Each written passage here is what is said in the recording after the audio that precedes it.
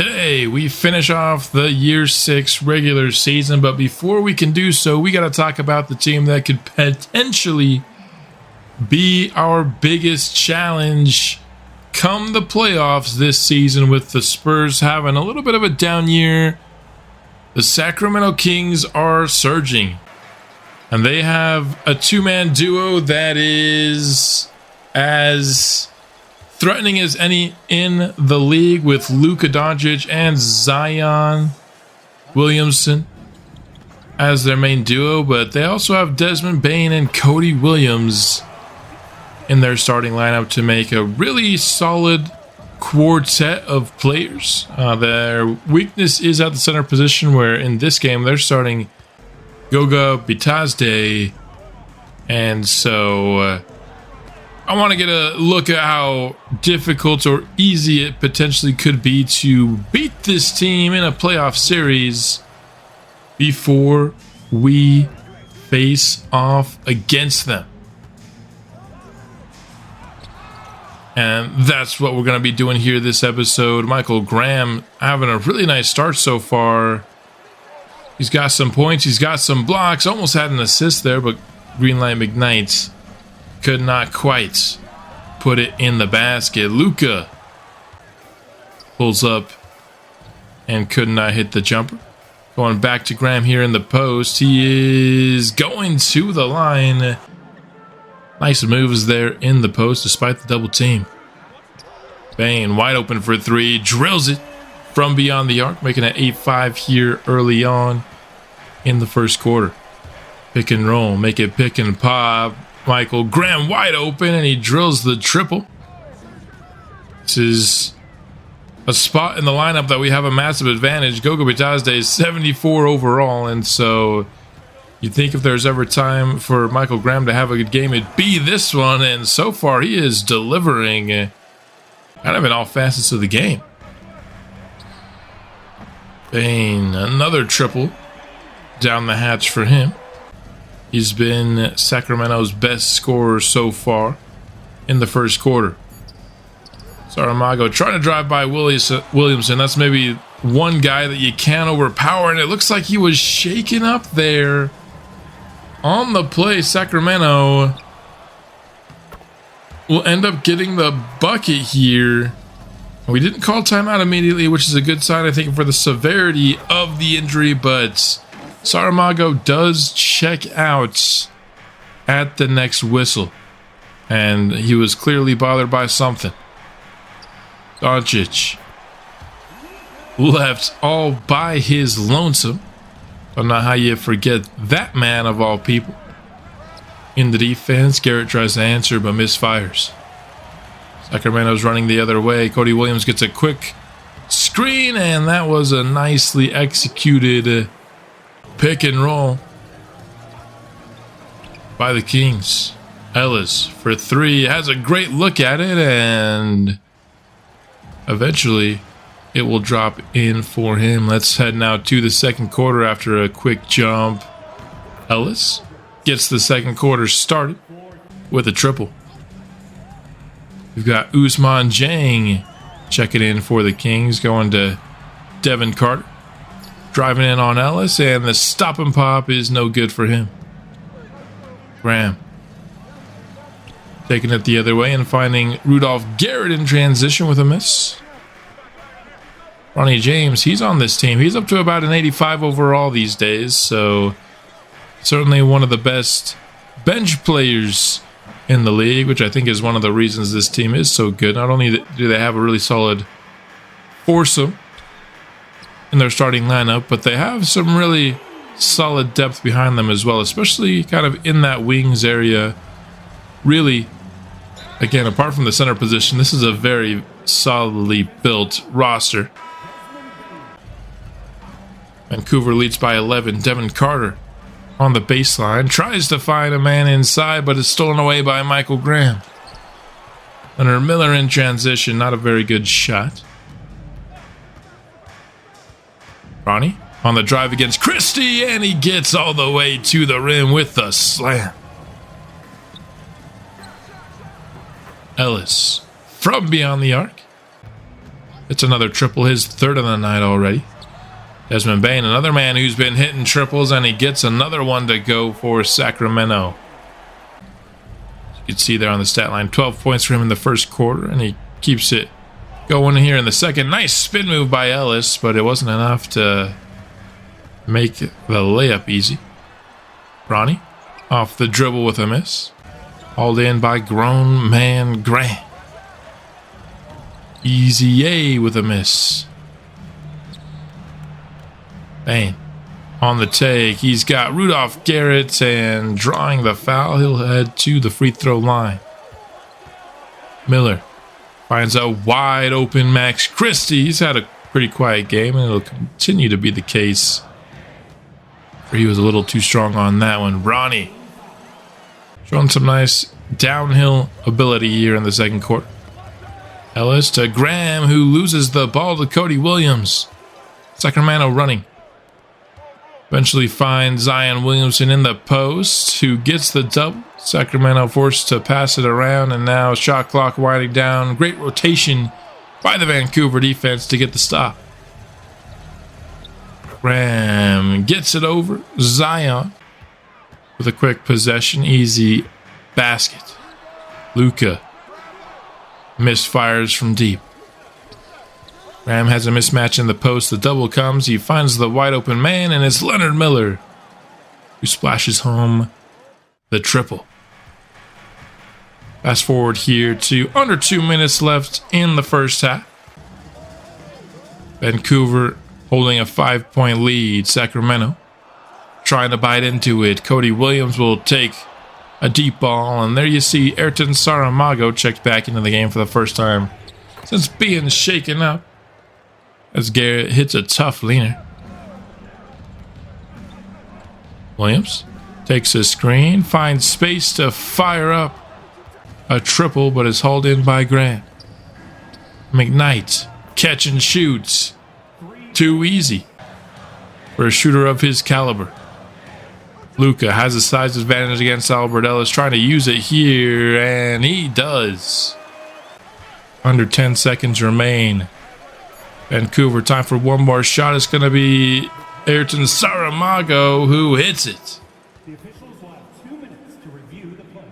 Not counting it yet, but they eventually would, so a 10-point lead heading into the halftime break. Desmond Bane, 23 points already for the Kings. Cody Williams, 0 of 5, has been struggling. Leonard Miller leads us in scoring at the half.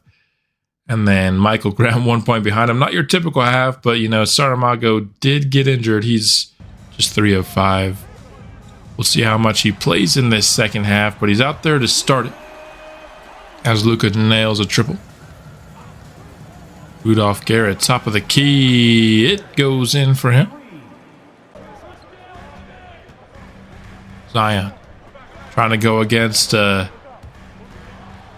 slightly less than 100% Ayrton Saramago, but Mago still gets the steal in transition. Nice find by Ellis to get the easy two-handed flush for grown man Graham. Williams, he finds room to hit the layup through traffic. McKnight driving baseline and doesn't create much separation. Kings going the other way. A baseline jumper for Zion is a misfire. Now Graham, he's pulling up for a 3. I don't mind that he's taking more jumpers this year than we saw him in his rookie year, but I don't know about pull-up threes just yet, Graham. Let's leave that to some of the better shooters on the squad. Ayrton Saramago being among them there, putting 3 points on the board. Here Zion draws the whistle on the drive. McKnight, he gets the flush in traffic. Posterizing Goga Bitadze on the way to the rim. Excellent play by Green Light McKnight. And now Luka trying to respond with a triple, but it's off the mark. And in transition, Ellis finds Graham again. This might be... No, I'm going to take the mind out of it already. This is grown man Graham's best spotlight game already. Running the floor in transition. The rebounds, the blocks. He's had an excellent game all around. He's had a big mismatch, and he's taken advantage of it here in Sacramento. No good again for Luka. Garrett on the rebound. Pushes ahead to Graham. He's being aggressive in transition and getting himself a pair of free throws for his effort. Downhill, Zion draws another foul from Saramago. They're trying to attack the guy who got shaken up on defense. Normally not a great idea, but it's working a little bit. At least in terms of getting Zion to the line. Luka. No good on the catch and shoot. Rodman on the defense. Pick and roll with Saramago and Hardy. He feeds it inside to him, but Zion does just enough to send Hardy to the line rather than get to the easy way. And Desmond Bane continues his strong shooting performance. Shot clock winding down. Mago needs to pull up for a three and cannot hit it. Zion in the post, trying to outmuscle Saramago. That's just not something that's really going to happen. And speaking of outmuscling, that's a grown man's play from Saramago in the pick and roll, getting the and one. And we now hop to the fourth quarter, where we will watch all of it, or at least until the game becomes out of hand. As Rodman gets the off the dribble three to go. Missing the post by Zion is hauled in by Miller. And Saramago cannot get the layup to go in transition. Williams driving baseline. Acrobatic finish around the Hardy defense.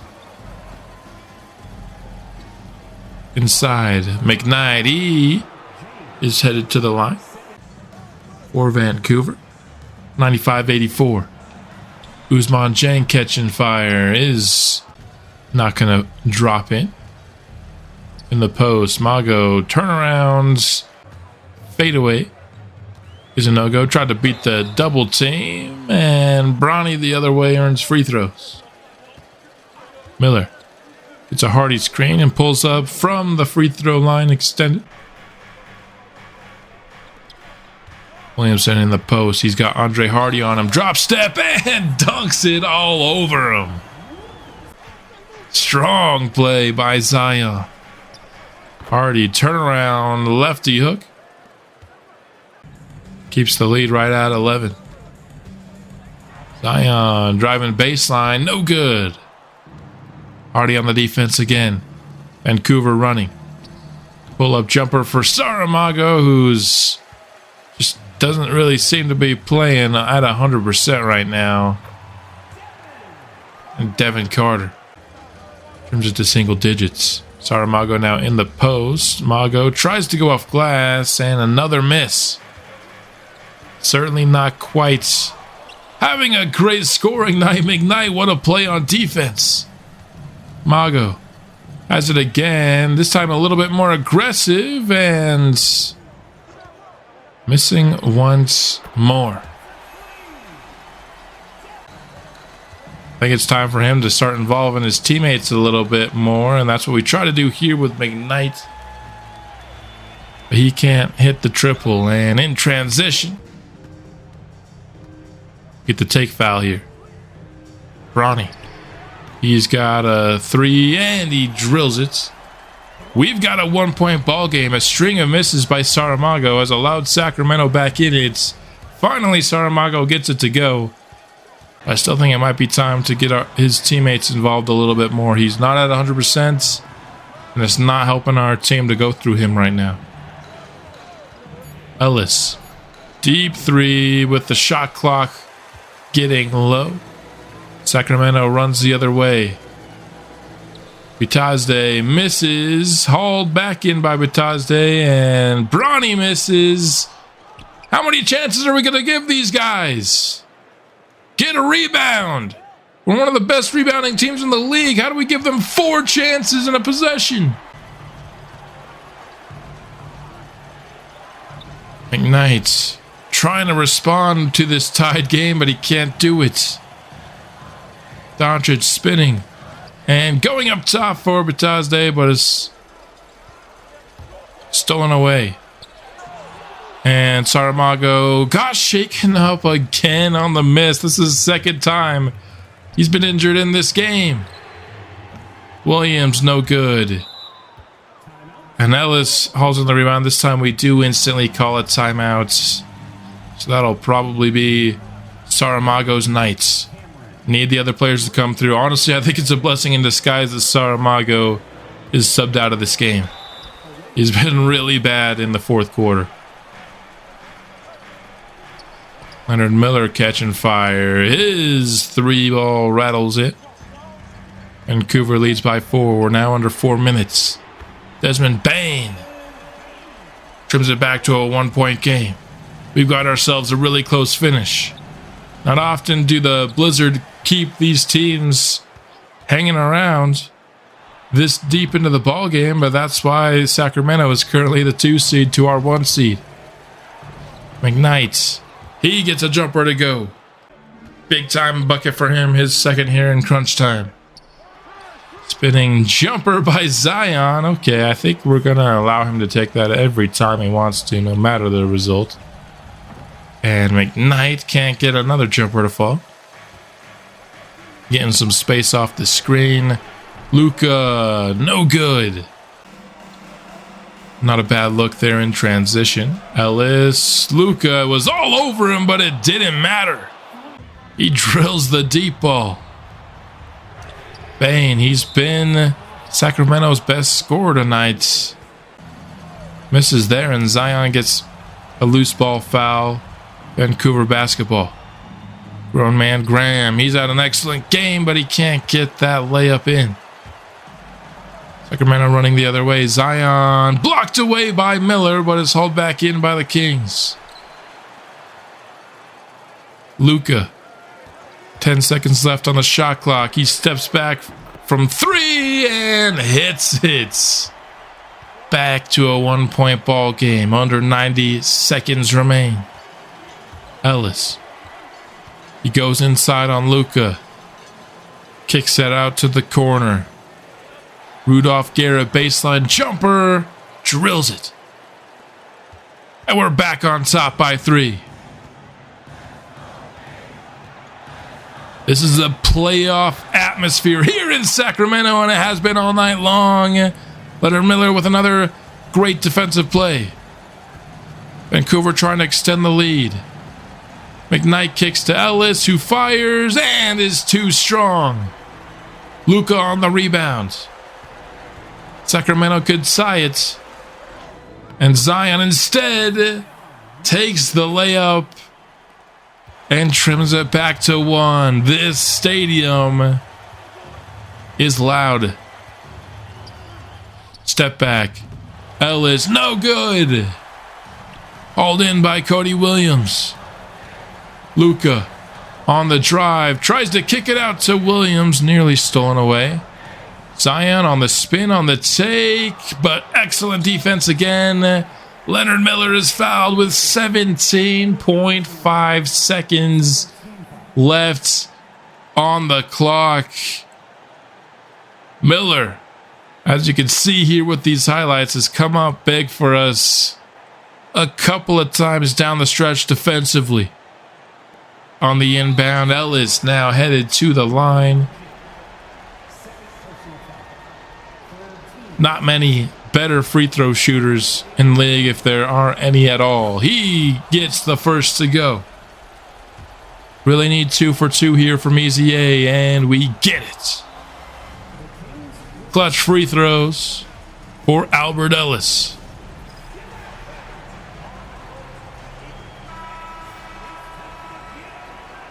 Sacramento to inbound, coming off the timeouts. Tazde to inbound. They get it to Luka. He's going inside, finding a wide open Cody Williams. He's been struggling all night, and he gets another miss. And that might be the dagger. We left him wide open. Dared Sacramento to allow him to take the final shots on a night where he just hasn't been feeling it all night long. And now we lead by 5. Saramago has checked back into this game. So it looks like neither of his injuries are super serious, but they're certainly bothering him tonight. On the corner, Desmond Payne, he's been their best shooter tonight, but he's not going to hit that one. They'll foul again, but at that point, it's all over. Vancouver comes away with a clutch victory. The two best teams in the West so far this season faced off, and it did not disappoint. The Sacramento atmosphere did not disappoint, and our Vancouver Blizzard did not disappoint. Your player of the game is Michael Graham. Grown man Graham, as he is known here on the channel, and he had a mismatch, and he played a really nice game. Desmond Payne drops 37 on Greenlight McKnight, no less. And then Cody Williams, 0 of 9 from 3. I think that was a good decision to leave him open on that final play. And then it was just a really well-rounded, all-around team performance. 4 players with 19+ on the game had to pick up for the slack for Saramago being out for stretches. Time for the season awards and back-to-back MVPs for Ayrton Saramago, now 2029 and 2030, 28.7. So it did drop down over the 30 that he was averaging earlier on in the year, but 12 rebounds, 6.5 assists, and 2.7 stocks. And of course, insane efficiency as he always does. Rookie of the year goes to another channel player in Stanley Hayward. That's the second consecutive Rookie of the Year winner for the Sonics. Just wish he could have played a little bit better in the spotlight games this season. Alexander Temple is your 6th man of the year. We just saw him put up 40 in a game against the Sonics. I actually think that might be a little bit of a spoiler. This might be coming out before that Sonics game. So spoiler alert, Alexander Temple is about to drop a 40 piece on the Sonics here in the foreseeable future. Defensive Player of the Year goes to Victor Wembanyama for the upteenth. I think he's literally won it every year of the franchise except for maybe the first. Fleming, Most Improved. And your Kia Clutch Player of the Year is Ayrton Saramago. I checked these rankings at like 50 or 60 games and he wasn't even on the list. So he must have been super clutch down the stretch of the season. In terms of All-NBA, I think you saw a pretty exciting name there, but you have Saramago, you have SGA, you have Luka, 24, 9, and 8. You got Dante Hardy, and you've got Oliver Thompson in year 2, already making first team All-NBA.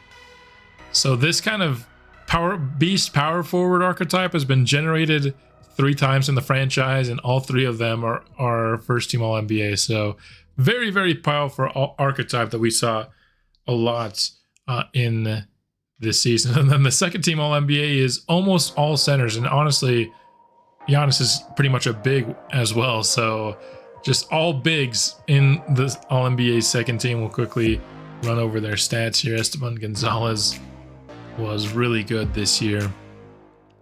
And then on so all bigs on the second team, pretty much all power forwards, not all obviously, but 3 power forwards here, all bigs, and then all guards. Kind of funny here how it worked out, but here are the stats for your All-NBA third team.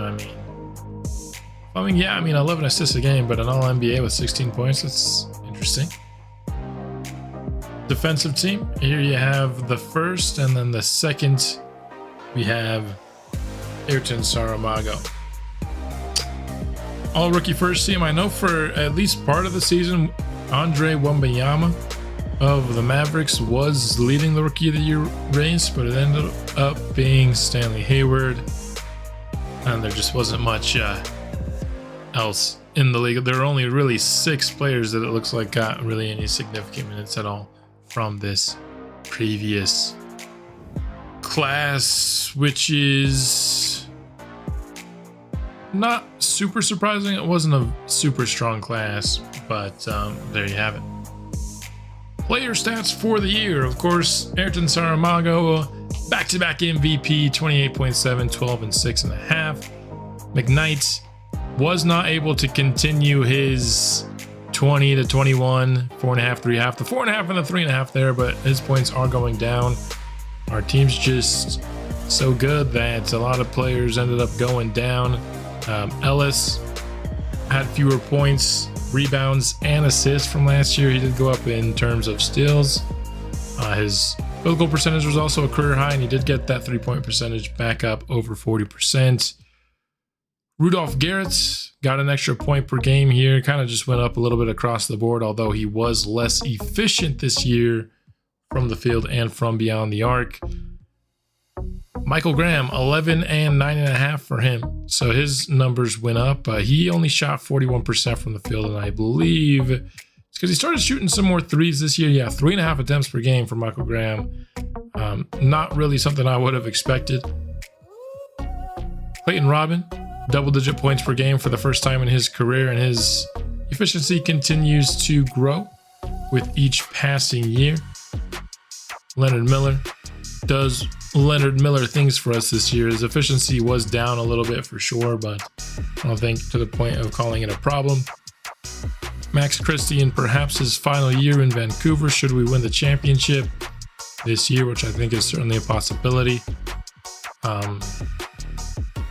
He did similar things to what he's done throughout kind of his career with us. And then Andre Hardy, chose him over Victor Jackson this year. And we did it for the fact that I just think his fit was a little bit better, and his simulated production has been a little bit better as well. Not great numbers for a center shooting 45%, but again, he's probably did a lot of his shots. He shot 4.5 shots per game, and roughly half of them were for 3. So that tells you what you need to know for us stats-wise. You remember how Sacramento was going to be the top seed that we would potentially face later on in the playoffs? Well, turns out they really struggled down the stretch of the year, and so there's a chance that we play either Sacramento or San Antonio in round 1, which just seems super painful. Let's see what happens in the play-in. And Golden State is the team that'll make it. Now, okay, yeah, that makes sense. For some reason, I was a little confused. Sacramento comes in at the 7th because they won their first game, and it could have been San Antonio. Instead, it's Golden State. Now, we handled the Warriors pretty easily last time we faced them. This time they do have a healthy pod, so that'll help them for sure over last year where they didn't have him. But I think this is kind of the matchup you deserve as the number 1 seed. If we had to face San Antonio, there's a chance we could have been one and done this year because, of course, remember, they eliminated us last year in 7 games. So instead, I think we have, for the most part, a relatively easy start. I think this top half of the bracket, I'm not super scared of any of these teams. Alan Larson is a guy that our team could struggle to handle, but I don't think to the point where we would lose to them. This bottom half has teams that I'm more scared of, so we'll see what happens should we get that far, who out of this bottom half makes it. But there you have it. That is the playoff matchup for the Vancouver Blizzard in the playoffs, and those playoffs will be starting soon. And I'll see you then. Go Blizzard, or bring the Blizzard, excuse me.